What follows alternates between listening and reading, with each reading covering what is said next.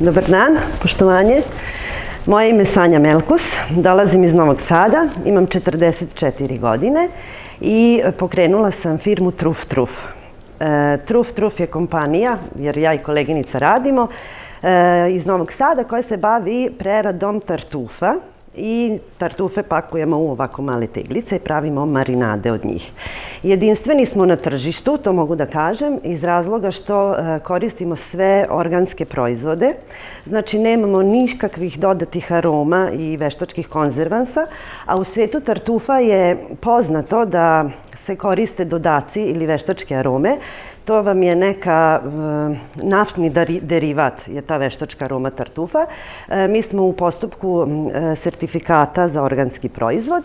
Time možemo da se pohvalimo i to je naša onako prva tačka ispred koje sam ja izašla ispred vas. Još uvek smo u homemade-u. Ovo su naši proizvodi, dizajn i sve.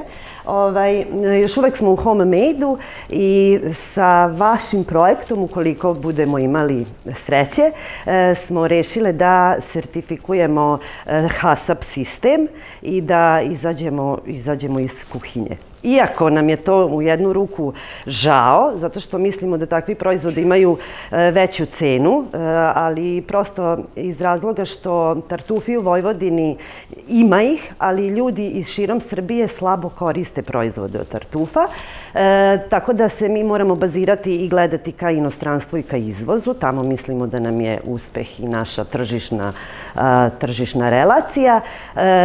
Još jedna stvar koja je bitna, da pokrajina Vojvodina je stala na našu stranu što se tiče inovativnosti i hoće da nam pomogne da zaštitimo geografsko poreklo tartufa.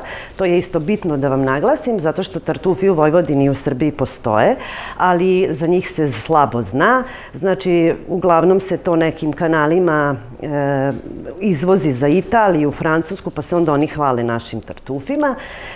I eto, to je nešto ukratko. Znači, sa psima tražimo tartufe, imamo sve dozvole, porodična je kompanija, sve radimo iz srca.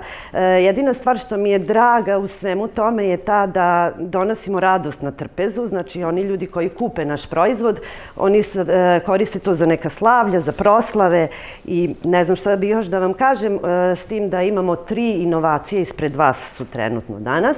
To je hladno ceđeno lešnikovo ulje sa tartufima, bademov namaz sa tartufima i evo kod mene je ostala pikant ljuta marinada sa tartufima.